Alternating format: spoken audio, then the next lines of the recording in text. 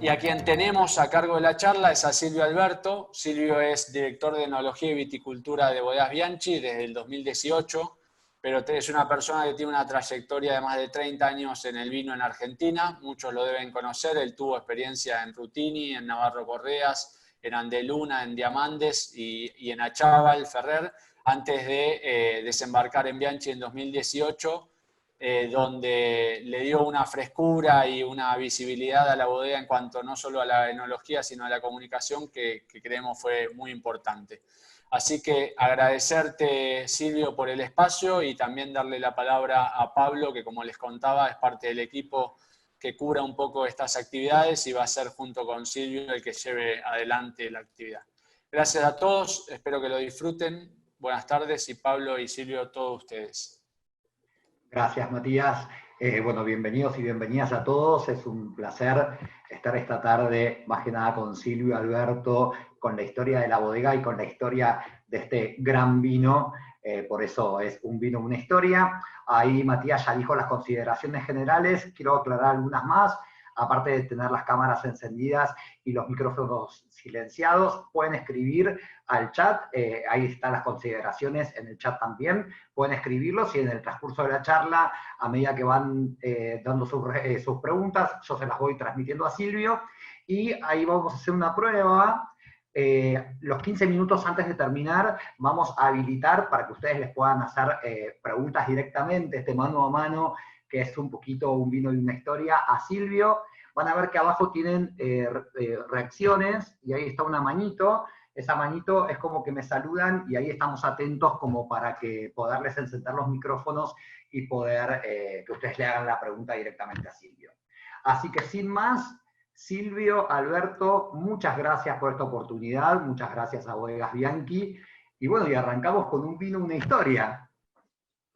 Hola Pablo, ¿cómo estás? Matías, Laura, la verdad un placer estar en contacto con ustedes en esta nueva realidad virtual que nos toca vivir, de hacer degustaciones por este medio, pero la verdad que siempre es muy placentero poder compartir con cada uno de ustedes la historia de la vitivinicultura, un vino y una historia. Y creo que si hay un vino que se enmarca claramente en este concepto es Enzo Bianchi, Gran Corte, y por otro lado también la bodega. Así que bueno, muchísimas gracias, veo muchos amigos de años, y la verdad espero que disfruten estos minutos, esta hora que tenemos probando el vino y conociendo un poquito más sobre la historia de la bodega y este gran vino como el Enzo Bianchi. Bueno, y qué mejor, Silvio, para arrancar esta charla, que nos cuentes a todos, ¿no? Un poco de la historia, ¿no? Primero la historia de la bodega y cómo se crea este gran vino. Perfecto. Para eso, bueno, voy a compartir una presentación, una mini presentación que hemos hecho para ver y entender un poquito de dónde viene Bodegas Bianchi. En realidad, como todos saben, es una bodega que en el año 2018 cumplió los 90 años, es decir, 92 años de historia en una industria que ha tenido sus vaivenes, y que hoy justamente, y algo que sí me gusta siempre destacar frente a lo que es hoy la industria, hay muchos chicos jóvenes acá, y que seguramente no han vivido los vaivenes de esta industria, que hoy, después de 92 años, una bodega siga en manos de la familia, en manos de familia Bianchi. Creo que es algo muy importante, porque eso significa el amor, la pasión que tienen por llevar adelante un negocio, pero más allá que un negocio, llevar adelante lo que es digamos, la pasión por lo que es la industria del vino, ¿no? Por hacer vino, por desarrollar algo que trajo el fundador de la bodega, como ustedes muchos seguramente saben, fue Valentín Bianchi. Valentín Bianchi, la verdad que recuerdo cuando me tocó a mí entrar a la bodega, como dijo Matías recién, en el año 2017, en realidad, fue el año que yo ingresé en la compañía. Me regalaron un libro realmente muy interesante que había escrito uno de los hijos de don Valentín Bianchi, en donde contaba toda la historia, ¿no?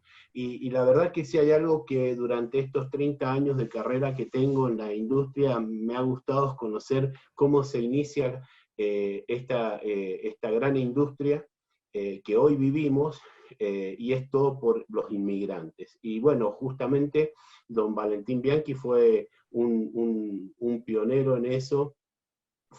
Vino directamente desde Italia, un inmigrante de la parte de la zona de Fasano, un maestro, en realidad era maestro, que por las condiciones de la guerra y demás, decidió viajar hacia la Argentina, hacia lo desconocido. Acá ya estaba en realidad uno de sus hermanos, y bueno, el hermano le dice, bueno, vení y acá vas a poder desarrollarte, y así fue, que vino, trabajó en el ferrocarril. La verdad que fue una persona que tenía algo muy interesante, porque en la bodega están sus manuscritos, tenía una letra perfecta, y en donde muchas veces las compañías o las empresas en aquel momento, en el año 1918, 1920, por allá, lo que hacen es contratarlos como contador, porque hacía una letra tan perfecta, tan bonita, que en realidad era reconocido justamente por esa forma de escribir tan prolija, ¿no? Y bueno, y de a poquito fue creciendo, desarrollando muchos trabajos dentro de la empresa. Primero llegó de la zona, primero llegó a Mendoza, de Mendoza después en el ferrocarril llega a San Rafael, que es donde decide radicarse, y ahí empieza a trabajar en el ferrocarril y en muchos otros desarrollos, sobre todo a nivel de loteos, venta de terrenos, bueno, toda una larga trayectoria en el mundo empresarial, hasta que en el año 1928 decide crear la bodega. Una bodega que en realidad hoy, si la buscan, está esa bodega todavía en San Rafael. En un primer momento esa bodega se llamó Bodega El Chiche, que todavía está por ahí en la bodega original, digamos, está el cartel de Bodega El Chiche, y era con un eslogan muy, muy interesante, que es la pequeña bodega de los grandes vinos. Y eso fue algo muy importante, porque fue la primera vez que la industria, los vinos de Mendoza empezaron a tener premio y empezaron a tener reconocimiento, tanto a nivel provincial, a nivel nacional y después a nivel mundial. Era un hombre muy, muy abocado siempre a la investigación, a tratar de hacer la mejor calidad que se podía, y bueno, y ahí empieza realmente todo este crecimiento de una empresa que hoy en San Rafael vende muchos millones de cajas, alrededor de 3 millones y pico de cajas, lo cual, si uno la compara con esos inicios, realmente se debe sentir honrado de cómo ha crecido, y que bueno, la bodega original, esa bodega del Chiche, esa pequeña bodega que había, se transformó en lo que después es la gran bodega 1, que nosotros le decíamos, que está en el centro específico de la ciudad de San Rafael, que bueno, nosotros específicamente dejamos de utilizar por razones obvias, metido en el medio, encuadrada dentro de la ciudad de San Rafael, era prácticamente imposible trabajar, y bueno, y se creó en el año 1995 lo que todo el mundo conoce como la Champañera, la actual Champañera. Entonces, bueno, ahí empezó con todo lo que es la fábrica de espumantes. Después de ahí, bueno, se empezó a construir toda la nueva nave, y hoy cuenta esa bodega con 11 millones de litros, y lo que fue la bodega original, ha dejado o solamente está utilizada como depósitos y ya no se usa como, digamos, como bodega, ¿no? Pero la verdad que si hay algo que es muy importante de destacar, es que siempre ha estado don Valentín Bianchi y sus hijos dedicado exclusivamente a la calidad, en buscar cada vez más la excelencia, y bueno, y así fue que todo ese conocimiento, todas esas ganas, toda esa pasión se transmitió a sus hijos. Tengan la primera hija, fue una mujer, y ahí ya lo ayudaba a él, a don Valentín, a llevar adelante la bodega. Después nace también don Enzo Bianchi, que hoy es el vino que tenemos acá, justamente lleva el nombre de uno de sus hijos, ¿no? Y que estableció como su lugar, su terruño, su nacimiento, y han seguido así hasta el año 2016, lo que fue San Rafael, en un departamento que vamos a ver enseguida con una gran expansión a nivel vitivinícola, lo que se denomina el Oasis Sur de la provincia de Mendoza, y que en el año 2016 la familia decide adquirir una nueva bodega con una tendencia muy importante, que era ese desafío permanente que tenía don Valentín Bianchi, que era buscar nuevas cosas, nuevos desarrollos, nuevos tipos de uva, nuevos terroirs, esa inquietud que permanentemente tenía don Valentín, y por eso salió justamente la adquisición de esta nueva bodega en el Valle de Uco, que justamente lleva el nombre de uno de sus hijos y del vino que vamos a probar, bodega Enzo Bianchi, en lo que es Los Chacalles, en Valle de Uco, y que hoy también en conmemoración de él, hicimos un nuevo vino que acompaña ahora al Enzo Gran Corte, que es el Enzo Malbec 2017, la primer cosecha. Entonces, creo que es algo muy importante para destacar, ese espíritu de innovación, ese espíritu de tradición familiar, de patrimonio vitivinícola argentino, pero que siempre está pensando en la innovación y en el desarrollo de un nuevo vino. Y así es que nace este primer gran vino, que es Enzo Bianchi, y ahí van a ver una etiqueta, porque originalmente se le ponía Grand Cru, y bueno, tenía toda una concepción un poco más francesa. Nosotros hicimos todo un restyling de la etiqueta, y justamente decidimos ponerle Enzo Bianchi Gran Corte, y a su vez que es un single vineyard, porque sale exclusivamente de un solo viñedo, que es Finca Asti, que es nuestro gran viñedo de uvas de alta gama. Y acá sí es importante también tener en cuenta, porque,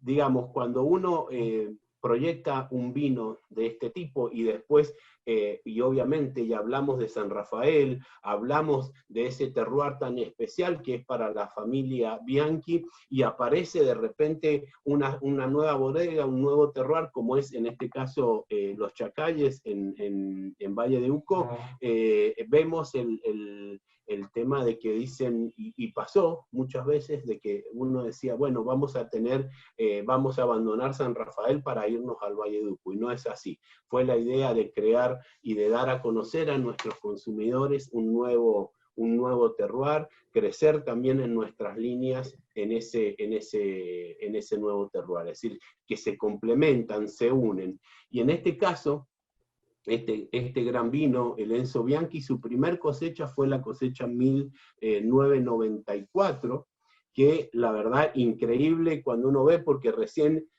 sale a la venta en el año 1998, es decir, imagínense, prácticamente diría yo, entre 2 años y medio de botella, este vino, esperarlo tanto tiempo, la verdad que hoy prácticamente es un poco complicado el poder mantener un vino tanto tiempo. Bueno, se lo mantuvo, recién salió en el año 1998, y un vino realmente que supo identificar algo muy, muy, muy lindo, que es cómo un hijo, que en este caso Tincho Bianchi, hijo de Don Enzo Bianchi, para hacerle un homenaje a su padre, decide crear este vino que es el Enzo Bianchi. Y en la familia hay todo, o cada uno de estos, o cada vino que se ha ido haciendo el lanzamiento, tiene una historia familiar. Y eso es lo importante, porque cada uno de las generaciones ha ido generando, valga la redundancia, un vino que va a hacer en homenaje, un homenaje o a su abuelo o a su tío. En este caso, Tincho Bianchi, licenciado en enología también, una persona realmente experta en vinos de alta calidad, decide crear el Enzo Bianchi. Y un corte que mayoritariamente tenía que ver con Cabernet Sauvignon, era un vino que normalmente era 70-80% Cabernet Sauvignon, después jugaba el Malbec y el Merlot, a veces un Cabernet Franc, un Petit Verdot. Todas estas variedades están en nuestra finca Asti. Pero uno tiene que, la verdad, que entender y posicionarse también un poco en esos años, ¿no? Estamos hablando del año 1994, y a los que tuvimos la suerte, en mi caso personal, viví el gran cambio de esa vitivinicultura argentina. Y ese gran cambio de la vitivinicultura argentina, ustedes dicen, pero ¿qué tiene que ver? Mucho tiene que ver, porque pensar en un vino de alta gama, y acá estamos hablando que Enzo Bianchi fue uno de los primeros grandes vinos de la Argentina, de los íconos argentinos, ¿no? En donde, acompañado obviamente por otras bodegas, con vinos de otras bodegas, formaron los primeros, esas puntas de lanza que nos empezaron a mostrar en ese mercado internacional. Pero yo quiero que entiendan que ese cambio fue pasar de una vitivinicultura, del volumen, del consumo en general de vinos de mesa, a una vitivinicultura que se empezó a ir más a buscar los detalles en los vinos, generar distintos niveles de vino, vinos jóvenes, vinos los clásicos, los jóvenes, o vinos de media gama, o vinos más concentrados. Y todo eso supo o vino a traer los consultores, empezaron a llegar los winemakers, los fly winemakers, como se les llama, y por eso Bianchi fue, diría, en ese sentido pionera en traer a Paul Hobbs a la Argentina para que fuera su asesor en aquellos años de la generación, digamos, para producir vinos de alta gama, y así empieza todo un trabajo para empezar a hacer grandes vinos. Yo recuerdo que nosotros hablar de sangría en aquellos años, o hablar de barrica, o hablar de qué características tenían que tener los vinos para la guarda, era algo realmente complicado, no le entendíamos. Yo recuerdo que yo estaba estudiando en la facultad también y ya estaba trabajando, después me recibí, fui profesor en la universidad y me tocó enseñar de madera, de barricas, del uso de la madera, y uno hacía el paralelismo, pensaba cómo antes usábamos las maderas, no veíamos que el vino había que crearlo primero en la viña para después llevarlo a la barrica. Y fíjense cómo en ese sentido Tincho, con Don Enzo, todos esos conocimientos estaban, ¿no?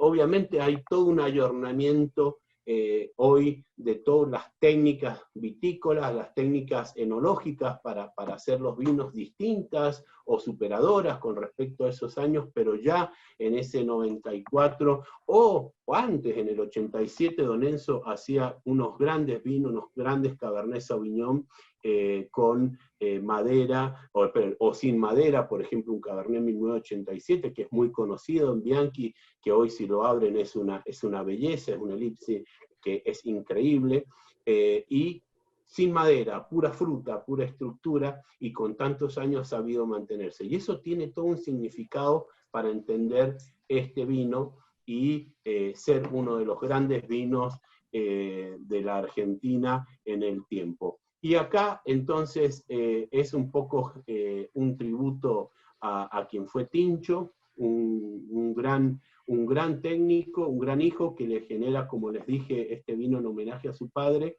y después también la compañera de este vino, que hoy no nos toca, pero que para que vean, cuando hablamos de esta historia de los grandes vinos, bueno, su hijo Raúl Bianchi, también hijo de Enzo Bianchi, hace un Chardonnay que se llama María Carmen Chardonnay, en homenaje a su madre que se llamaba María Carmen. Entonces hay una perfecta pareja en esta línea, que es el Enzo Bianchi Gran Corte, y por otro lado María Carmen Chardonnay.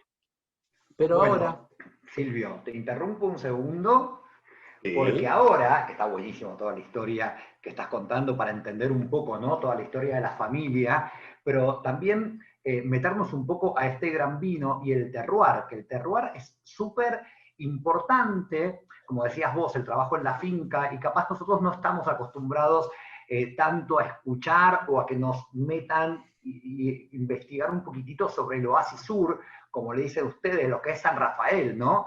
Y creador de este gran vino, como dijiste vos, que salió en 1998 y que se sigue repitiendo año tras año, con cambios obviamente, el estilo va cambiando, manteniendo ese espíritu, ¿no?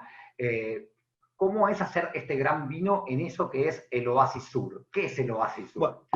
Bueno, vamos un poco, y por eso quería en esta presentación mostrarles un poco el mapa de Mendoza y entender ese concepto del Oasis Sur. Cuando nosotros le decimos, recuerden que Mendoza se divide el Oasis Norte, el Oasis Este, y en el caso de todo lo que es el Valle de Uco, ¿no? El Oasis Sur, que a mí también me gusta llamarle, y muchos le llaman lo que es la puerta de los vinos de la Patagonia Argentina. Algo que es muy interesante. Ustedes saben que en los últimos años todo este movimiento vitivinícola ha hecho un poco que se empiece a dejar de hablar de este Oasis Sur, de una gran superficie de viñedos que es al sur de Mendoza y que incluye a 3 departamentos, a lo que es en este caso San Rafael, que es la parte más grande que ustedes ven ahí en el mapa. Después tienen General Alvear y tienen Malargüe. Perdón, Silvio, no se compartió el mapa, ¿eh? A ver, o yo... Sí, yo lo tengo. A ver, decime, porque yo ¿Se compartió? No, no se compartió. No. A ver, un minuto. A ver, fíjate. Sí, no pasa La nada. tecnología es... ¿Dónde está ahora? Espérate, que esto es... Acá está. Ahí está. ¿Ahora lo ven? Ahora se está viendo. Perfecto. Agrandás y podés esa imagen. Sí. Y ya estamos, ¿eh? Agrandamos eso y se va a ver perfecto. ¿Sí? Sí, perfecto. Bien, Silvio, entonces ahí pueden ver acá todo lo que es la parte del Oasis Norte, ¿sí? Después tienen lo que es el Oasis, digamos, toda la parte del Valle de Uco, toda la parte oeste pegada a la cordillera de los Andes, donde está todo el valle de Uco, ¿no? Con todo lo que hoy conocemos. Recuerden el Valle de Uco, San Carlos, Estunuyán y Estupungato. Y después vamos a todo lo que es todo lo que es el Oasis Sur de la provincia de Mendoza, que está ubicada, como pueden ver ahí, a 230 kilómetros aproximadamente de la ciudad de Mendoza, y que el departamento más importante a nivel vitivinícola es esta parte de acá del centro, que es San Rafael, que es uno de los departamentos que conforman el Oasis Sur. Después viene General Alvear, y por último tienen el departamento de Malargüe, que es también de una gran extensión, pero que prácticamente no tiene importancia vitivinícola, no hay plantaciones, es solamente el más importante San Rafael, y después le sigue General Alvear. Y acá sí es importante empezar a analizar muchas cosas para entender las bondades que tiene todo el Oasis Sur. En primer lugar, como ustedes ven, todo este es el cordón montañoso, la cordillera de los Andes, el origen de los suelos que hoy está obviamente cada vez, y hablamos más del concepto de terroir. Acuérdense, cuando decimos terroir, no es solamente el concepto de suelo. Es suelo, es clima, y es las personas que hacen ese gran lugar los que conforman el terroir. En este caso, y si uno ve la comparación acá, fíjense esto que está acá, que es el Valle de Uco, podemos ver que está muy cerca de la cordillera de los Andes. El estar muy cerca de la cordillera de los Andes hizo que los suelos, obviamente, son orígenes aluvionales, con distintas estructuras, pero fundamentalmente con cantos rodados muy grandes, con mucho carbonato de calcio, toda esa parte mineral que hoy día se habla, y que es muy importante en ese oasis. Pero en el caso de San Rafael, estamos un poco más alejados, pero que también son de origen aluvional, esos suelos, que tienen grandes características, y a nivel, ya vamos a ver enseguida, una calicata muy interesante, porque es una mezcla de arena, es franco-arenoso, hay limo también, pero hay en una cierta profundidad también una gran cantidad de cantos rodados de menor tamaño, empieza a haber ese caliche, también carbonato, que le da una cierta característica. Pero algo muy interesante de esta zona, y por eso digo que hay veces que esta vitivinicultura actual lo que ha ido haciendo es obviamente centrarse en zonas que han sido o se han ido despertando y que pasan a ser moda, pero esta zona tiene un potencial realmente increíble, primero bañado por dos ríos, el más importante, el río Diamante y el río Atuel, fíjense, los dos ríos, y entre medio de esos dos ríos es donde generalmente está la mayor concentración de viñedos, y que han ido también generando, ¿no es cierto?, cada uno de los viñedos que se vayan instalando en esa zona con características particulares. Y como vemos en los distintos oasis también de la provincia, en toda esta parte de San Rafael, obviamente va a haber una diversidad de suelo que van a estar o que van a dar origen a distintos tipos de vino. Y justamente, en este caso, don Enzo Bianchi, Tincho y demás, las fincas, y en este caso me voy a referir a una finca en especial, que es Finca Asti, la ubicada donde se saca las uvas para este blend, está ubicada en la principal zona, en este caso, de San Rafael, que es el distrito Las Paredes, que está más ubicado en esta zona que ustedes pueden ver acá, que está más cerca de la cordillera de los Andes. Obviamente lo va a dar unas características al suelo realmente muy importantes para la obtención de uvas de gran potencial para la guarda después posterior de un vino.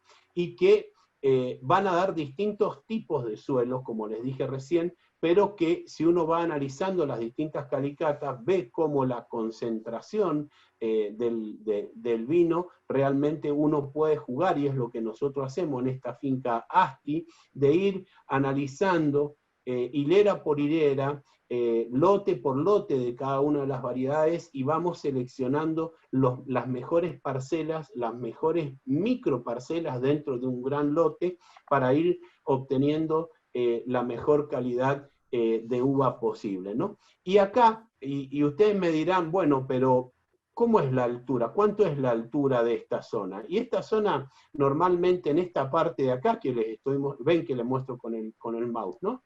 Esta zona es de aproximadamente entre los 750 y 800 metros sobre el nivel del mar.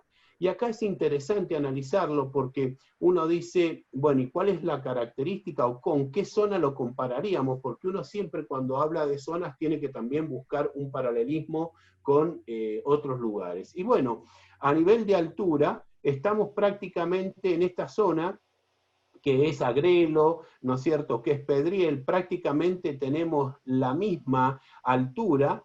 Estamos con una amplitud, una temperatura promedio anual de 15 a 17 grados, y como es en toda la zona de Mendoza, recordemos que Mendoza es un desierto, Mendoza tiene las características de en el día, como todo desierto, de tener temperaturas que pueden ir de los 30 a los 32, 33 grados, y en la noche tener noches frescas, es decir, tener una gran amplitud térmica. Y eso es lo que logramos también justamente acá en San Rafael, en esta zona donde está Finca Asti, lo cual nos permite obtener a nosotros una zona Winkler, saben o habrán escuchado nombrar lo que es los índices Winkler, y que uno puede estar situado alrededor de la 3 o la 4, más sobre la 3 diría yo, pongamos 3,5 para ser más y está muy bien, está muy bien.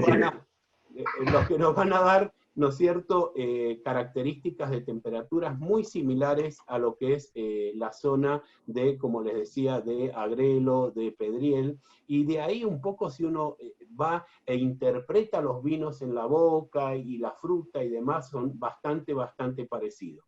Obviamente, acá sí empieza a notarse, como también se nota en el oasis este de la provincia de Mendoza, acá pasa lo mismo, a medida que nos vamos alejando, ¿no es cierto?, hacia el este, y General Alvear, toda esta zona de acá, empieza la zona Winkler muy similar a lo que es la zona este, y empieza a ser un pulmón, como yo me gusta llamarlo, un pulmón de uvas para los vinos jóvenes, los vinos frutados, los vinos del año, ¿no? En donde no van a encontrar esa potencia, esta estructura, pero sí van a encontrar la vivacidad, la fruta, el color, para lo que nosotros nos gusta hacer, que son los vinos jóvenes, y que justamente la bodega, perdóname Pablo, que antes de esto uno pueda decir que la bodega es una de las pocas bodegas que tiene un portfolio tan amplio, que nos gusta, porque empezamos con un vino que lo hizo Don Valentín, que es Don Valentín Lacrado, ¿no? El vino emblema y hoy día patrimonio del vino argentino, que hacemos ni nada más ni nada menos que alrededor de 8 millones, 9 millones de litros al año, lo cual tiene toda una importancia en la industria, y hacemos desde ese nivel hasta lo que hoy día estamos viendo el Enzo Bianchi, ¿no? Es decir, pasamos por un gran abanico de productos, y ahí es donde nosotros introducimos un concepto muy interesante, que es la democratización del vino. Es decir, hacemos los vinos para cada uno de los segmentos, para que cada una de las personas pueda disfrutar un tipo de vino, ¿no? Y no necesariamente, y acá hay un error que muchas veces se comete, es por decir, yo pago caro, tomo calidad. Y ahí me gusta a mí desmitificar ese concepto, porque no tiene nada que ver una cosa con la otra. Es decir, en nuestro caso, y en esta nueva escuela, en este nuevo team que tenemos en Bianchi, es que la calidad debe ser igual en cada uno de los segmentos que tenemos, y eso es lo que tratamos de hacer a lo largo del tiempo. Entonces, cuando uno ve en el caso del Enzo, lo ven, ¿no? Sí. Ahí, no, todavía no, que ahí te iba a decir para que vayamos a ver la calicata, y mientras tanto, ¿cuántas etiquetas realizas sería toda esta familia de diferentes estilos dentro de Bianchi? Bueno, hoy día tenemos, si tenemos que sacar en general,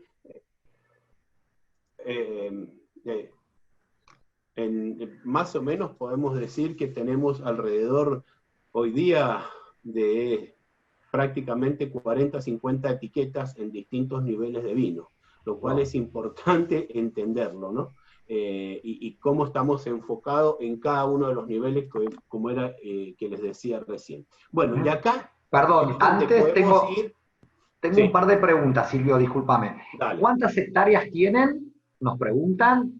No sé si la pregunta es basada en San Rafael, pero de última nos puedes decir en las dos regiones. ¿Y de qué año son los viñedos? Bien, a ver, vamos, la bodega, vamos en San Rafael. En San Rafael hay 300 hectáreas de viñedo, dividida en tres fincas. Finca Las Paredes, que es donde está la bodega, donde está la champañera, para que más o menos se ubiquen. Después Finca Asti, que es cerca de ambas en el distrito Las Paredes, que estará a unos 2 o 3 kilómetros de donde está la Champañera, pero con suelos totalmente distintos. Realmente increíble que en tan poca distancia podemos encontrar una gran diferencia de suelo. Y después Finca Doña Elsa, más hacia lo que es la zona, digamos, de los diques, que muchos conocerán de San Rafael. Y en el Valle de Uco, la finca del Valle de Uco tiene 170 hectáreas, de los cuales tiene 40 hectáreas plantadas, y este año, bueno, obviamente lo que vamos haciendo es año tras año seguir plantando, y este año vamos por 5 o 6 hectáreas más, si Dios quiere. Así que eso es más o menos las hectáreas como están repartidas en la compañía. Y después la edad de los viñedos en San Rafael, bueno, pero en San Rafael alrededor de los 30, 40 años, dependiendo en la finca donde estemos, y en el caso de Valle de Uco también entre 25 y 30 años, de una finca un poco más joven que la que tenemos en San Rafael. Eso Perfecto, es para que un poco entiendan dónde y cuántas hectáreas tenemos. Bueno, y acá, un poco ya para empezar a entender el concepto de ENSO y de dónde sacamos ENSO, es de esta finca que se llama Finca Asti. Y me pareció muy interesante esto porque fue lo primero que yo hice cuando llegué a la empresa, hacer distintos tipos de caricatas para entender de dónde teníamos que sacar cada uno de los componentes. Tengan en cuenta que el ENSO Gran Corte siempre y nació como Cabernet Sauvignon, como Malbec y como Merlot, y eso es algo que para mí sigue estando, pero no tan cierto, digamos. Esta nueva filosofía que nosotros le queremos dar al ENSO es que el ENSO tiene que representar lo mejor de cada una de las cosechas, y por eso sí lo que hacemos, o de cada una de las añadas, perdón, y por eso es que nosotros cuando definimos las uvas, los varietales, preparamos el Cabernet Sauvignon, preparamos el Malbec, preparamos Merlot, preparamos Cabernet Franc, preparamos Petit Verdot. Ahora, no significa que a veces vayan a estar las 5 variedades o vayan a haber 2 variedades. Por ejemplo, en el año 2015 fue un bivarietal, fue 50% Cabernet, 50% Malbec. En el 2016 consideramos que no fue la añada para sacar un ENSO y no hicimos ENSO. Entonces, bueno, eso es la idea y la filosofía que nosotros hoy día tenemos en este vino tan emblemático que tiene y que después les voy a contar un poquito más. En el caso del suelo, acá pueden ver lo interesante, ¿no? Tenemos, les diría prácticamente el 90% del manojo de raíces. Fíjense el grosor de las raíces que hay, las raíces primarias, ¿sí? Del tamaño que tienen. Esto ya está indicando la edad de los viñedos que yo les decía recién, y prácticamente el 90% de ese manojo está a unos 30, 40 centímetros de profundidad, pero que las raíces permanentemente van profundizando. Y acá tenemos, en esta primer parte, en donde hay un suelo más bien franco arenoso, después empieza a haber algo de limo acá en el medio, para después empezar a aparecer, les diría a los 70, 80 centímetros, toda una franja de canto rodado, que ustedes lo ven ahí, lo pueden observar, que es donde está la mayor proporción de raíces y es donde la planta está extrayendo el agua, los nutrientes, y por eso es que nosotros identificamos también en ese ENSO, en las uvas que van, y que nosotros vamos probando a medida que vamos degustando, que siempre tienen un toquecito mineral, y es justamente por esas características, porque hay algo de carbonato de calcio que se va viendo ahí en unas pequeñas líneas blancas, que si ustedes la ven ahí, arriba en las piedras se pueden ver, y que esto hacen obviamente que los viñedos, mientras más profundidad tengan, menos posibilidad de sufrir esas condiciones extremas que tenemos en Mendoza, como es el viento sonda. Ustedes habrán sentido nombrar un viento caliente, un viento seco, que lo que hace es que si las raíces estuvieran en esta parte de acá arriba, en los primeros 20 o 30 centímetros, sufran un efecto de deshidratación. En este caso, las raíces acá han perforado, están abajo, buscan la humedad, buscan los nutrientes, y esto nos ha permitido también tener un balance equilibrado de las plantas. Ustedes pueden ver esta foto que ven acá, la altura no es una altura demasiada elevada, sino estará en el metro 20, metro 50 en algunos casos de la canopia, que para nosotros es fundamental. Recuerden que para lograr la mejor maduración polifenólica, color, tanino, necesitamos entre 14 y 15 hojas arriba del racimo, que eso es lo que tenemos acá, y logramos un racimo pequeño en cada una de las variedades, y el Cabernet Sauvignon, les digo, es sorprendente el tamaño del grano, es para sacarle una foto, es una foto de un libro, y eso explica también, como decía, la concentración y la tipicidad de lo que después nos va a dar en el Enzo Blend. Así que esto es un poco la estructura del suelo. Y acá yo quise poner la foto de la finca para ver, que vean un poco el concepto de equilibrio, pero más allá de eso era para mostrarles, acá no se ve muy bien, pero a su vez nosotros tenemos lo que se denominan las fotografías aéreas de la finca. ¿Qué hacemos con eso? Todos los eneros de cada año, ya llevamos 2018, 19, 2020, 3 años, haciendo fotografías aéreas que la especificidad que tienen es prácticamente al milímetro, divide la finca en pequeños cuadraditos de milímetro por milímetro, y nos va identificando con un color rojo, color más verde, un color blanco, un color, depende de la interpretación que vayamos dando a cada uno de esos cuarteles, es como nosotros vamos identificando dónde está la mayor concentración, la mayor estructura, los cuarteles que van a dar más volumen, y los que, o digamos, mayor producción, y los cuarteles que van a estar destinados a Enzo. Este cuartel que se ve acá es de donde sale el Cabernet Sauvignon, es el cuartel 1, que si después podemos hacerlo en algún momento, van a ver esa imagen fotográfica, da el equilibrio, da la concentración, y nos indica mucho después también en el manejo vitícola, en el manejo agronómico, al detalle de lo que es cada una de esas variedades que conforman el Enzo. Pablo, no sé si hay otra pregunta, si no sigo.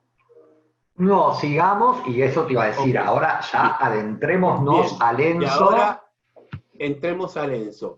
La verdad, como saben y como muy bien lo dijeron recién, mi primer corte es el 2017 en la empresa, a pesar de que no lo elaboré yo, porque yo entré en mayo del 2017 en la bodega, pero la verdad que había que, digamos, uno tiene que ser respetuosos, y eso es lo primero en esta industria. Esta industria tiene una historia, tiene una trayectoria, y este vino tuvo un perfil. Tincho decidió crear un estilo, un perfil de vino, y nosotros teníamos que respetarlo porque hay toda una historia. Y acá, cuando uno nos sentamos, perdón, la primera añada fue la 2015, la que hice, este fue el segundo. Nos sentamos a ver, bueno, con qué nos pintamos para hacer este vino, ¿no? Y esto es lo lindo del mundo del vino, ir a la cocina, es entender el cómo se hace un vino de este nivel. Entonces, recuerdo cuando empezamos, dijimos, bueno, lo primero que tenemos que hacer, pobre, ¿no? Nos castigamos en algo, que fue hacer una vertical de Enzo desde el año 94 hasta la última, que fue la 2013, ¿no? Entonces, pues dijimos, para poder nosotros entender ese estilo, esa filosofía que Tincho y Don Enzo habían querido lograr en el vino, primero teníamos que entenderla, y después ahí nosotros empezar a ayornar todo eso con nuestro propio estilo, pero manteniendo lo que habían creado. Y así fue que en la primer cosecha nos probamos 500 barricas, una por una, les diría 2 días. No sé si llegamos a los 2 días, ni les cuento cómo terminamos, pero eran... No, mejor en esta charla no, Silvio, por las dudas, en esta charla. 500 barricas, y de todas las variedades. Había Cabernet Sauvignon, había Malbec, había Merlot, había Cabernet Franc, había Petit Verdot. Fuimos probando una por una, y bueno, en ese probar y en ese ir analizando y buscando hacia dónde se quería ir, decidimos, bueno, estas nos gustan, estas no nos gustan, y cuando terminamos salió el concepto de Enzo, que fue en el caso del 2015, 50% Malbec, 50% Cabernet. Ni les cuento lo que fue decirle a la familia que dejamos de hacer el famoso 70% Cabernet, que era lo histórico. Era un nuevo cambio, era un nuevo paradigma, y la verdad que, bueno, les encantó después de varios meses de botella, porque el vino fue evolucionando, la concentración del Cabernet fue buscando, fue ganándole al Malbec, y bueno, la verdad fue un vino espectacular. Y después volvimos ya a una nueva añada, que es la 2017, que es la que tenemos acá, que ustedes han probado, y esto, la verdad, fue increíble, porque acá fue un trabajo mucho más meticuloso. Obviamente ya nos sentíamos mucho más seguros de entender el estilo que tenía el vino, y empezamos a trabajar, y fíjense cómo el Cabernet volvió a ser el número uno con un 41%, pero después entró el Malbec con un 35%, ahí muy cerca, Merlot un 15% y un Petit Verdot un 9%. Pero acá hay una cosa que era buscar esa elegancia que tiene el Enzo, pero la estructura, el volumen, la complejidad, pero que sea un vino, como a mí me gusta decir, que tienen que tener un vino de alta, digamos, una gran concentración, estructura y demás, pero que también sean vinos fáciles de tomar, que no sean vinos aburridos, porque hoy día estamos probando vinos en general en la industria, que ya no son como hace 20 años atrás, en donde uno se servía una copa y era un jarabe de madera, en donde nos costaba terminarnos una copa. En este caso, acá lo que buscamos nosotros, y ustedes si ven en cada una de las líneas que nosotros tenemos, vamos a encontrar ese concepto de es un vino fresco, con una muy buena acidez, un vino fácil en el sentido de que uno lo toma, el vino segrega saliva, eso da frescura y eso invita a seguir tomando. Yo tengo un dicho, pero no viene al caso hoy día decirlo.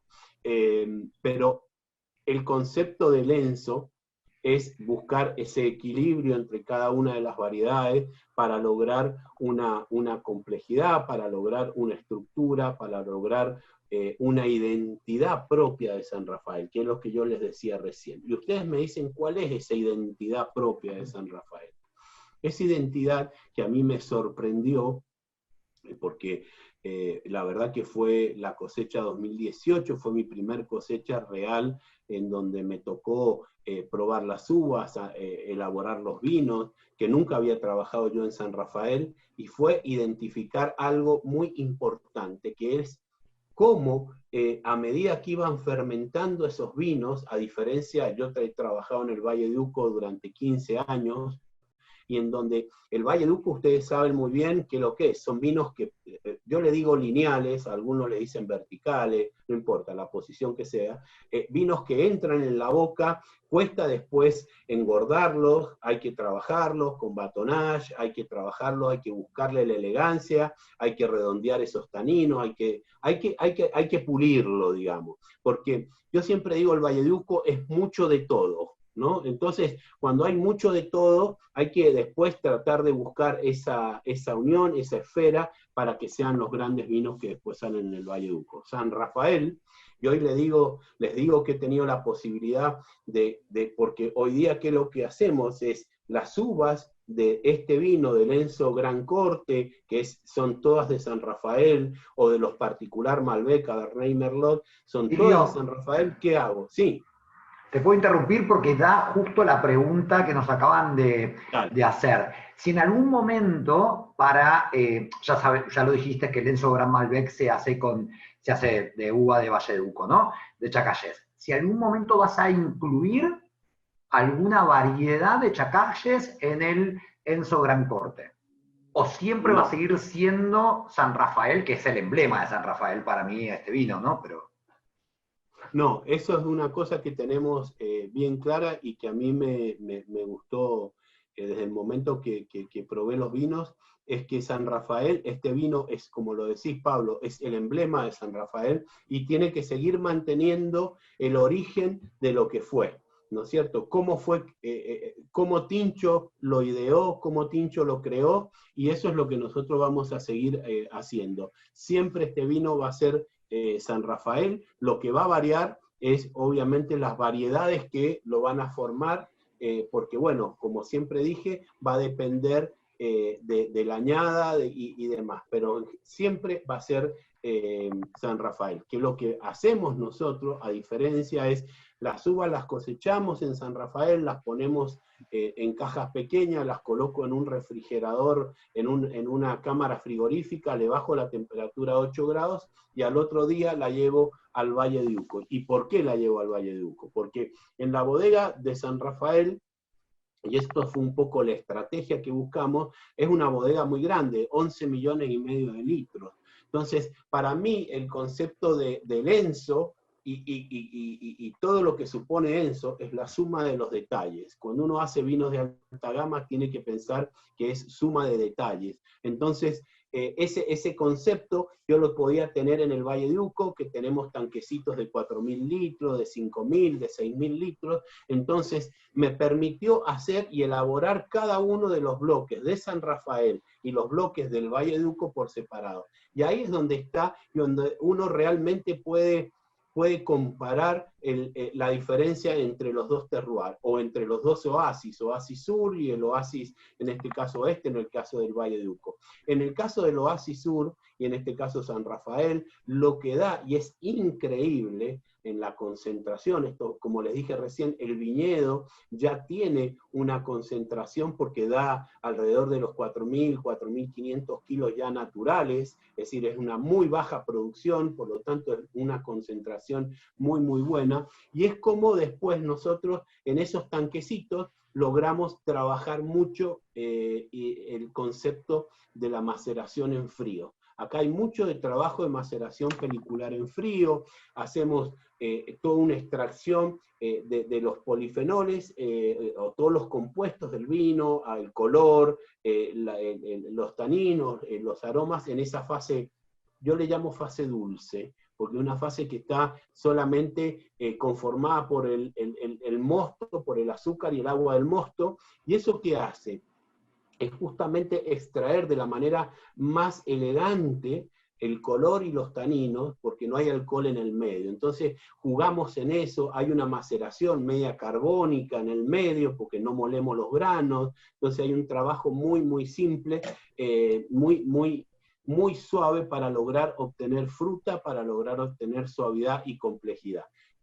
Y después sí, en la fermentación va más un trabajo solamente de pillage, de hundimiento de sombrero, de un trabajo muy suave, porque ya empieza a haber concentración de alcohol. Entonces, ahí es lo que no queremos, es extraer algún tanino excesivo de la semilla y demás. Entonces, trabajamos solamente en los primeros estadios de la fermentación con algún délestage o algún pillage al final de la fermentación. ¿Y qué buscamos? Es justamente eso, la fruta, la elegancia. Fíjense que es un vino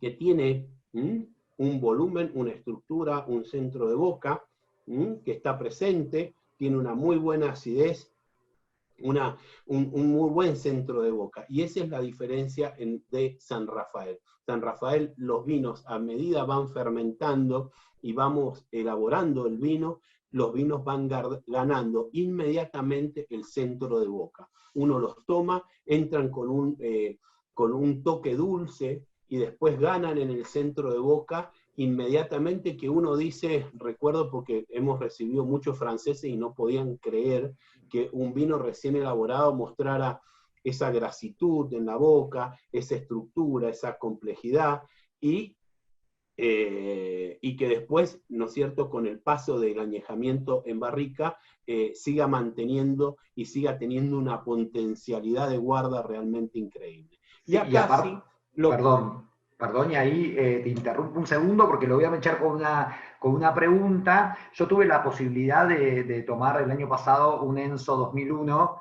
que estaba increíble casi 20 años después, ¿no? Y son vinos que realmente mejoran muchísimo con la guarda y sigue manteniendo esa frescura, esa elegancia que vos estás diciendo que transmite San Rafael. Y acá venía una pregunta de cómo, bueno, llegaste a la bodega, ya dijiste el año, ¿cómo te adaptaste, ¿no? A una bodega tan tradicional, poniéndole tu estilo y tu ímpetu, porque se nota en los vinos también? Entonces, ¿cómo fue eso? Y ahí seguimos hablando de Lenzo más que nada, ¿no? Y un poquito capaz de otra cosa. No, mira, eso fue algo muy importante porque, a ver, como toda bodega, a mí me ha tocado a lo largo de estos 30 años trabajar en bodegas que han tenido mucha trayectoria, que han tenido un estilo ya marcado. En algunas, como en caso de Navarro Correa, me llamaron porque yo venía de un grupo que era el Grupo Catena y en ese momento éramos los nenes estrellas de la vitivinicultura, como yo nos llamaban en ese momento, porque teníamos todo el bagaje del conocimiento del cambio de la industria.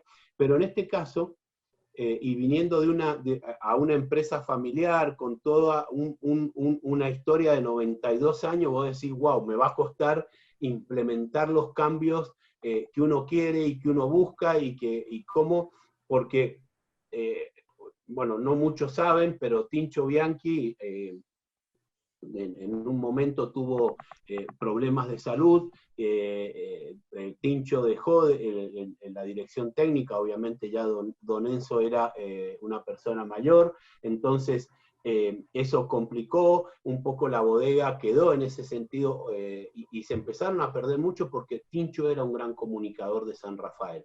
Y lo mismo eso pasó en los vinos, ¿no? Entonces, a nosotros, cuando en este caso a mí, cuando me contratan, lo bueno que tuve es que me dijeron, Silvio, la bodega es tuya. Vos lo que queremos es que un poco revivas todo el concepto de Don Enzo, de Tincho, de buscar esa filosofía de trabajo, pero con un rejuvenecimiento de lo que es el estilo, de lo que es la fruta, de lo que buscan los mercados hoy día. Y bueno, eso es lo que hicimos y debo decir que la familia aportó mucho y gracias a Dios me siento con toda la libertad de poder hacer todos los cambios que yo quise hacer y algo que es importante en mi persona, por lo menos es mi punto de vista, es el respeto hacia lo que había. Yo no soy de esos que vienen a decir todo lo que se hizo atrás está mal, sino que lo que trato es de rescatar lo que se hizo bien e implementar algunas técnicas, algunos conceptos, algunos puntos que el consumidor yo veo que va teniendo, no solamente en el mercado interno, sino a nivel internacional. Y eso es lo que hice, y eso es lo que empezamos a trabajar con Pablo, en este caso Minatelli en el viñedo, en el manejo del viñedo, con una visión mucho más del concepto de la fruta, ¿no? Porque acá es importante, que es Pablo, que es buscar ese concepto de la fruta. Y ese concepto de la fruta, de la identidad del terroir, se logra con un manejo vitícola. Cómo preservar, cómo manejas el viñedo para que el sol, en un desierto como el que tenemos nosotros, no destruya las características de la uva, ¿no? Que muchas veces por buscar concentración o buscar estructura, exponíamos en muchos años atrás los racimos muchos al sol, se perdía la fruta y se lograba alcohol, nada más, y se perdían muchos de los aromas primarios de esa fruta y demás, que hoy día la hemos ganado. ¿Y eso con qué se busca? Y bueno, ¿y qué es lo que hemos aplicado nosotros? Justamente esos conocimientos para después venir a la bodega y aplicar técnicas que son técnicas actuales y que obviamente, vuelvo a lo mismo, buscar vinos que ya cambian un poco ese eje de la concentración por un eje de vinos que sean más bebibles, más elegantes, que vos puedas disfrutar la botella y que no te canses de tomar una sola copa. Entonces, creo que eso es lo que hemos hecho. Yo he visto de parte de la familia una amplitud en eso, en buscar permanentemente, y eso es algo que yo creo que también le ha permitido a la familia por 92 años mantenerse en la industria, que es justamente este concepto de estar permanentemente buscando la innovación y lo mejor, y bueno, este fue el caso mío. Y en el caso de Enzo fue claramente eso, y lo seguimos haciendo, porque cuando uno toma un proyecto de este, no puede venir a decir del día a la mañana, doy vuelta a la página y hago un vino distinto. Ese sería el error más grande, o el error que haría un enólogo con muy poca experiencia, o querer lucirse él. Acá no estamos nosotros para lucirnos, sino que es para lucirse el vino, y lucirse toda una trayectoria y una historia. Entonces, ¿qué es lo que nosotros vamos haciendo? Es ayornándolo al vino de a poco, y que vaya cambiando hacia donde nosotros buscamos de a poco. Por eso, en este caso, este es un vino que, a ver, voy a poner la presentación para que un poco todos lo puedan ver, y no solo escucharme a mí. Este es un vino que se compartió bien. Sí, sí. Bien, está perfecto. Fíjense que es un vino que tiene 14 meses en barricas de roble francés nuevo, ¿sí? Esto es algo que nosotros, a medida que han pasado los años, venimos trabajando para disminuir ese tema de la madera, pero yo vengo bajando la madera, pero en ese concepto de buscar el paso del tiempo y estos pequeños cambios que uno puede dar con un vino con tanta historia, con tanto nombre, tanto en la Argentina como en los mercados internacionales, que uno tiene que dar esos volantazos muy pequeños para lograr lo que uno quiere. Y la verdad que la fruta que tiene este vino es increíble, a pesar de que es 14 meses de roble francés, sí, claro, 100% nuevo, ¿no? Pero hay algo que seguramente van a entender, es este concepto que está acá. Fíjense, algo muy interesante, que es esto que está acá, el pH y la acidez. Fíjense, un pH de 3,6 es algo muy importante, y esto me está asegurando que es un vino que va a tener una guarda por largos años. Estamos hablando de que estamos teniendo pHs naturales y acidez natural similares a los vinos franceses. Y eso nos va a dar, y la explicación un poco lo que vos dijiste, Pablo, recién, de que tomaste un 2001 que seguía vivo, que seguía con fruta, que seguía, bueno, ahí tenés la explicación. Siempre digo yo, y cuando le decía a mis alumnos en la facultad, el pH, la acidez, es la columna vertebral de un vino. Y acá lo estamos viendo, un 2017 en donde realmente la fruta que tiene me parece algo que es increíble. Es un vino que a mí me gusta poner algo interesante. Fíjense ahí, yo le pongo, porque muchas veces la gente no entiende cuando uno habla de concentración, 70, 40, 30, 20, 5 quintales por hectárea, la gente se marea y no entiende absolutamente nada de lo que. Entonces yo le digo, la forma más fácil de explicarlo es, mire, señor, la producción de 3 plantas me genera una botella de Enzo Bianchi. Entonces, ya con eso uno se da la idea de que realmente la producción que tiene este vino es muy baja, y por lo tanto va a lograr una estructura y un volumen en boca increíble. Y fíjense cómo se sigue abriendo. Yo ya lo tengo abierto hace 1 hora y pico, les aclaro. Sí, creo que todo, Silvio. Si te parece, habilitamos las manitos, si querés dejar de compartir pantalla, para así algunos de nuestros socios y sommeliers te pueden preguntar así directamente. ¿Te parece bien? Y que puedan compartir alguna experiencia. Sí, y de paso te dejamos tomar un poco de vino, Silvio, porque te vas a ahogar. Sí, me encantaría. Muchas gracias, es un poco lo que tenía para decir. No tengo muchos más, y la verdad que es un privilegio para mí poder elaborar este gran vino con una historia realmente fantástica. Y bueno, adelante con las preguntas. Bien. Sin problema. Ya tenemos, Andrés Massari fue el que vi con la mano, ahí le habilitamos el micrófono.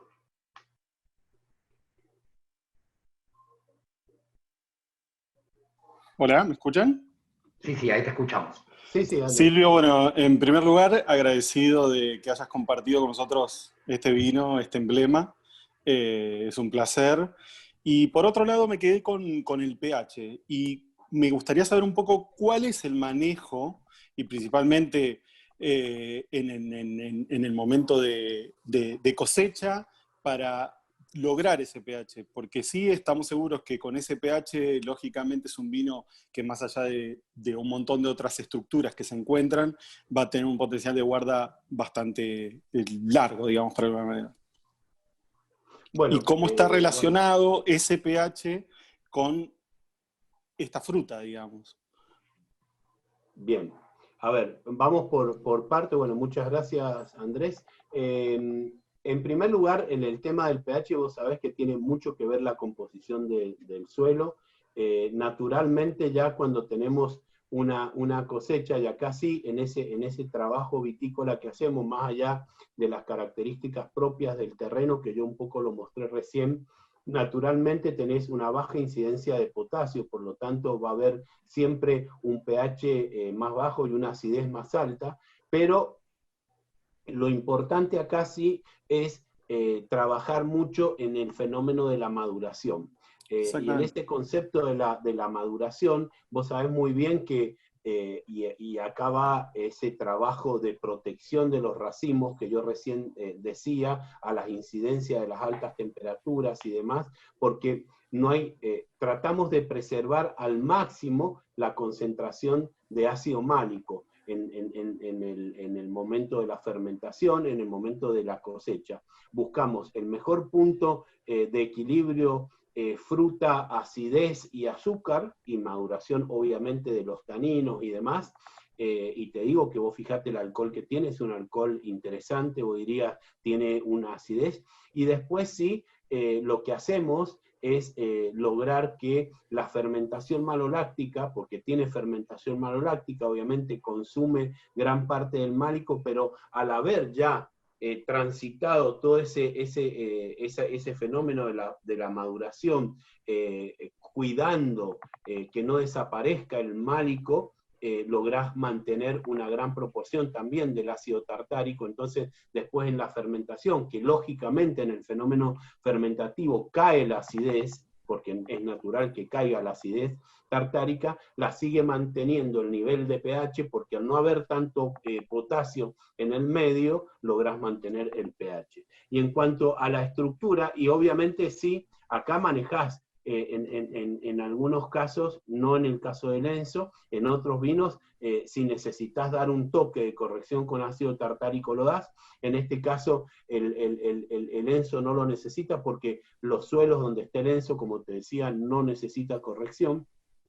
Y después, ¿cómo va a evolucionar la fruta? Bueno, hay algo que es fundamental. En el tema de los aromas, como en el tema del color, mientras más bajo es el pH, los colores en este caso van a ser siempre más rojos. Ustedes lo saben, es una cuestión química natural, que mientras más bajo el pH, el color siempre va a ser más rojo, va a ser más atractivo, va a ser más llamativo, y la fruta se va a preservar mucho más íntegra, mucho más limpia, que cuando vos tenés pH alto. Los pH altos, muchas veces cuando hablas, y no te va a faltar de ver algún vino con pH 3.9 o 3.85 o 3.95, la fruta ya empieza, y sobre todo a los finales de la fermentación alcohólica, empiezan a aparecer algunos aromas un poco desviados que hacen que los aromas no sean tan frescos como es en este caso. Mientras más bajo, la fermentación es más pura, por lo tanto los aromas se van a preservar mucho más natural. Y algo importante, que vos tenés que estos aromas también se van a preservar con ese manejo en el viñedo, con un sedesoje inteligente que yo te dije, que se hace, y a grano pimienta. Un grano pimienta que cuando vos lográs que la planta, el grano de uva se vaya acostumbrando al sol, a medida va creciendo el grano, la piel va acostumbrando, igual que nosotros cuando vamos al sol. Si vamos hoy mismo que hemos estado encerrados y nos ponemos al sol, y más acá en Mendoza a 1000 metros sobre el nivel del mar, vas a quedar rojo tomate. En el caso de la uva es exactamente lo mismo. Cuando va la uva, vas y le haces un deshoje faltando 15 o 20 días de la cosecha, lo único que vas a hacer es quemar fruta y vas a quemar el color, y te van a aparecer los colores marrones, ¿sí? Por los propios componentes químicos, que no vale la pena entrar ahora en detalle. Pero cuando vos tenés un deshoje a grano de pimienta, y que la uva después va creciendo y se va acostumbrando la uva a los efectos del sol, y a su vez está ciertamente protegido porque el desoje se hace en el naciente y no en el poniente del sol, lográs mantener esa fruta y después en el fenómeno de fermentación. Estos grandes vinos, en general, vos necesitas que la fermentación sea una fermentación prolija. Muchos juegan con la fermentación. Yo tengo un concepto bien claro, y será porque he sido profesor muchos años en la universidad. Para mí el fenómeno de la fermentación es un fenómeno que solamente es importante transitarlo para lograr la extracción y para lograr la transformación del azúcar en el alcohol. ¿Y qué es lo que vas a lograr con eso? Que esa fermentación llegue al final, se consuma el azúcar y vos hayas logrado extraer todos esos componentes que vos necesitabas extraer. Pero fundamentalmente la fermentación es para lograr extraer lo que la uva sintetizó en la planta y lograr el fenómeno de la transformación del azúcar en el alcohol. Y lograr que eso sea lo más limpio posible. No sé si te respondí, Andrés. Ahí creo que dijo que sí porque está silenciado, pero ahí tenemos la próxima pregunta de Celestino, que me había levantado la mano. Igual si alguien quiere levantar para la próxima, pero ahí estaba Celestino, que vi justo que había levantado la mano. Celestino, ya te habilitamos, espérame que ya te habilitamos el micrófono.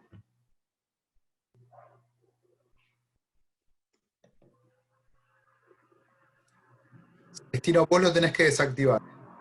Ah, desactivalo vos, Celestino, porfa. Ahí está. ¿Está?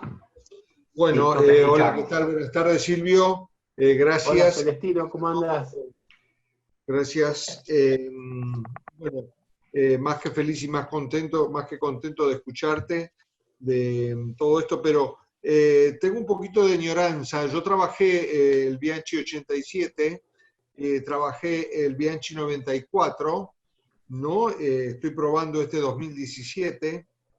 Conozco algo de tus trabajos. Me preocupa saber si aquel 87, el 94 particularmente salía de estos mismos viñedos, del Asti. Sí, 100%. Sigue siendo siempre, incluso el 1987 que vos decís, ese Cabernet Sauvignon, siempre fueron de finca Asti.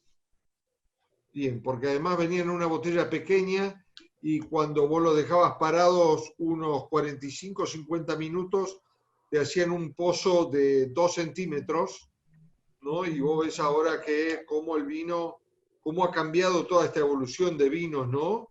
Que los hacen tan ricos, tan sabrosos. Aquellos eran vinos cocidos. Y vos estás diciendo que ahora le creás al grano de uva como una exigencia desde pequeño. Exactamente. El grano de uva se vaya como acostumbrando a desarrollarse en el mundo de sol. Exacto, ese es un trabajo que la verdad lo aprendí trabajando con un enólogo italiano, muy utilizado en Italia, que es justamente hacer el desoje y entender el desoje desde el tamaño del grano de pimienta. Cuando se dice grano de pimienta es natural, es decir, uno ve el granito de pimienta un poquitito más grande de lo que normalmente uno lo ve, lo que hace es hacer el desoje, y lo que va haciendo es acostumbrando a esa exposición, la piel se va acostumbrando a medida que va, obviamente, se va desarrollando, viene el embero, y etcétera, etcétera, hasta la cosecha. Ya cuando viene la cosecha, vas a tener una uva con una concentración de color, de tanino y demás, realmente impresionante, sin sufrir los efectos del sol, obviamente.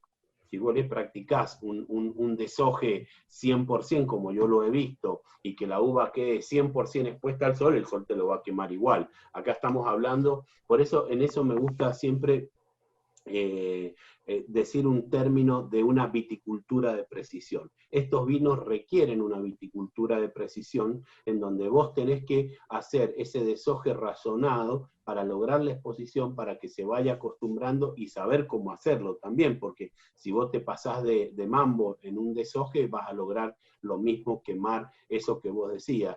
en esos años del año 94, 95, todavía no estaban un poco en moda eso, pero sí en los años 99, 2000, 2001, el efecto de copias de modelos de Bordeaux, por ejemplo, generaban vinos que eran vinos obviamente sin fruta y colores marrones porque lo perdían en la planta. Bien, gracias.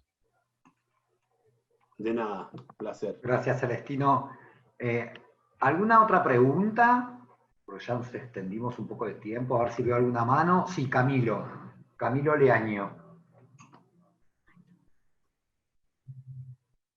A ver. Hola, ¿qué tal? Buenas noches. Hola, Sí. Camilo. Silvio, te hago una pregunta. Si nos puedes hablar un poco de esa decisión, digamos, en el 2015 hablabas de que, o sea, dos cepas, por así decirlo, para sacar este ENSO. ¿Cómo haces para de pronto tener ese criterio de tener 4, en este caso, e irlo cambiando y que también un poco la familia como que lo entendiera y que el consumidor pueda como percibir eso y decir, ok, me gusta? ¿Cómo es ese proceso de decisión? Si nos puedes contar un poco. Sí, bueno, fue un tema complicado, te digo, justamente para lograr entenderlo es que hice esa vertical que hicimos de todos los censos, desde el primero, y en realidad es donde uno, en estos casos, se tiene que arriesgar, y acá donde empieza a uno poner la impronta particular, ¿no? Yo creo fundamentalmente que los grandes vinos son los que uno obtiene degustando barrica por barrica y salga lo que salga. Y bueno, eso fue lo que vamos viendo, y la verdad que sí, al principio, porque vos decís, ok, es distinto, sí, es distinto en cuanto a la proporción, pero si vos probás el estilo de lo que es el vino, el 2015, que es el 50-50, vas a ver que es muy similar a este, más allá de que acá hay otras variedades.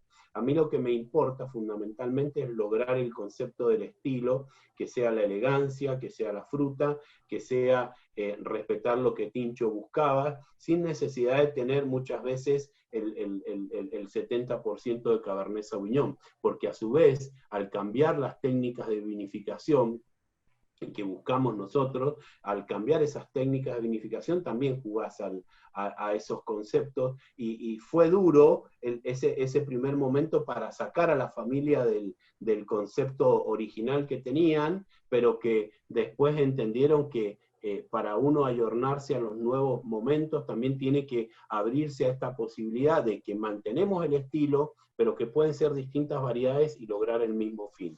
Y eso yo creo que el consumidor, tal es así, que te debo decir que en 2015 yo creo que el lanzamiento duró, no sé si 3 meses en el mercado, y prácticamente desapareció, sin tener nunca ningún comentario de el ENSO, como son todos estos vinos. Ustedes conocen muy bien del tema, estos vinos tienen un nicho, tienen consumidores que ya lo vienen o son fieles por años de estos vinos, y que te lo piden y lo buscan, y la verdad que lo único que recibimos fueron palabras realmente de gratitud en que mantuvimos, porque fue todo un tema tratar de cambiar el porcentaje varietal y mantener el estilo. Y ese es el juego que vos tenés que buscar, y esa es la cocina que nosotros buscamos, y por eso te digo que cuando probamos esas 500 barricas, no las probamos una vez, las probamos varias veces para poder ir buscando el detalle. Seleccionábamos estas y después de estas volvíamos a probar las que seleccionamos y volvíamos a sacar,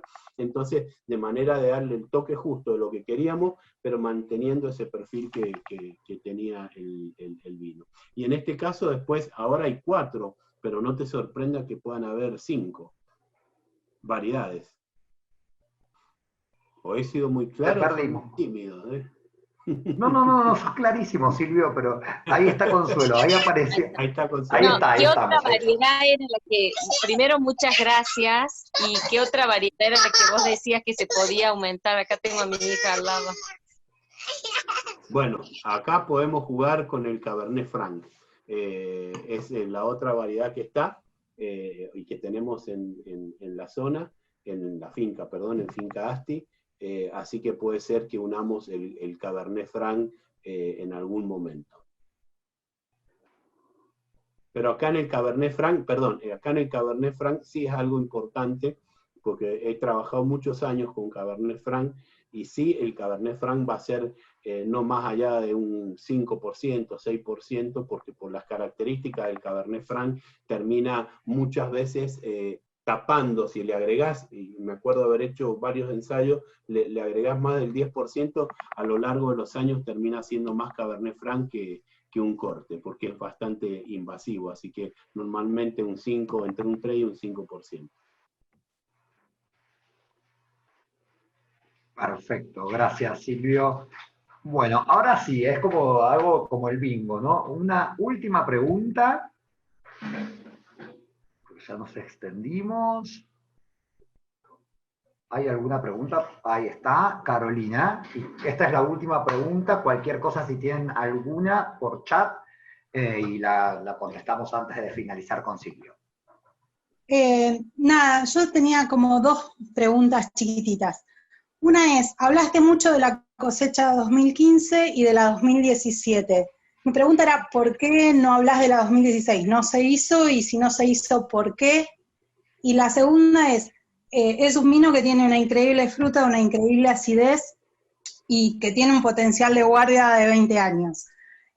¿Cuándo dirías vos que es el momento ideal para volver a probar este vino? Digamos, ¿cuándo sería la evolución y el pico máximo de poder disfrutar el vino? Si bien se puede guardar 20 años, digamos, ¿lo guardarías? Y si lo guardarías, ¿cuánto lo guardarías habiendo hecho la cata vertical de todos los años? Bueno, muchas gracias.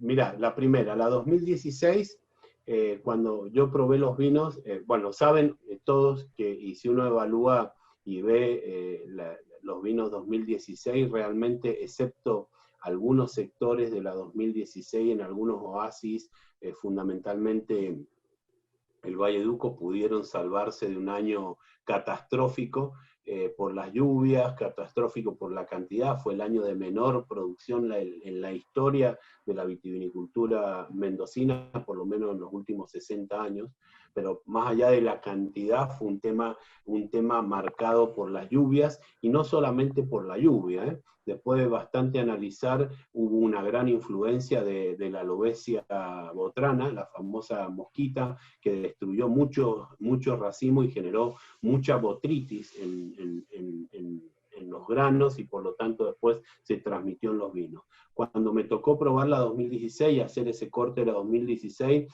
cuando los probé realmente eran vinos que no, justamente por esas características, San Rafael no fue la excepción. Las características eran vinos con un color muy flojo, la fruta era una fruta ya prácticamente apagada, no tenía frescura, no tenía tampoco una buena acidez, y ni concentración tampoco, porque habían tenido que cosechar mucho más temprano para lograr mantener algo la sanidad de las uvas. Entonces, la verdad, no entendí que no había vino para lograr el estilo y la concentración de lo que es el Enzo Bianchi, ¿no? Y después, vos no me vas a creer, pero en realidad en mis dos casas que he tenido he siempre construido mis cavas y nunca he logrado guardar vino. Es el mal de los enólogos eso, ¿no? me los tomo antes que envejezcan. Pero bueno, me han regalado algunas de estas heladeritas actuales, y yo creo que este es un vino que el máximo potencial en 10 años más lo vas a encontrar sin ningún problema. 8 o 10 años más va a estar realmente espectacular.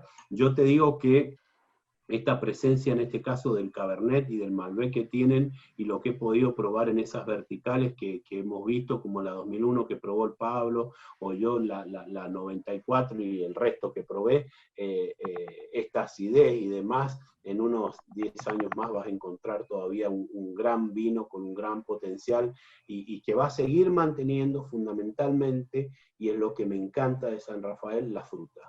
Es algo que me impactó en el 1987, ese que les comento. Bueno, muchas gracias. Bueno, Silvio, estamos redondeando y cerrando la noche. Realmente te queremos agradecer desde la Asociación Argentina de Sommeliers, desde todos los socios, y ni hablar de mi persona. Gracias por esta gran charla, gracias por este gran vino. Así que bueno, fue un placer, conocimientos que esto podría dar para 5 horas realmente. Así que te queremos agradecer de corazón. Nada, más que nada con el Enzo, ¿qué más podemos pedir? Y con tu sabiduría y conocimiento, así que gracias Silvio Alberto, gracias Bodegas Bianchi. Bueno, no, el agradecimiento es nuestro, tanto de la bodega como mío, por supuesto, con un vino que nos llena realmente de orgullo por lo que representa en la historia. No muchas bodegas pueden mostrar vinos tan antiguos, yo siempre lo digo. Ayer lo decía con otra línea que ya tiene 40 años, como es la línea particular, y creo que eso ya tiene 40 años en el mercado. Este es un vino que también tiene muchísimos años, creo que tienen y marcaron todo un hito de la vitivinicultura argentina, y creo que eso nosotros como hacedores de los vinos y demás debemos rendirle homenaje a todas esas personas que se dedicaron a hacer grandes vinos en momentos que no estaba todo este conocimiento, esta tecnología y demás, pero entendieron lo que era hacer grandes vinos y que hoy nosotros los podamos replicar e incluso ayornar con las nuevas tendencias. Así que para mí ha sido un placer. Pablito, sabés que siempre la bodega y tanto yo estamos a disposición de la asociación para ayudar, para colaborar, para difundir el mundo del vino y algo que es muy importante, poder disfrutarlo entre todos, que eso es fundamentalmente el vino, disfrutarlo y tener la pasión de hacer grandes vinos. Así es, Que bueno, bueno, mil salud, gracias, ahí muchas hacemos gracias a todos. un brindis.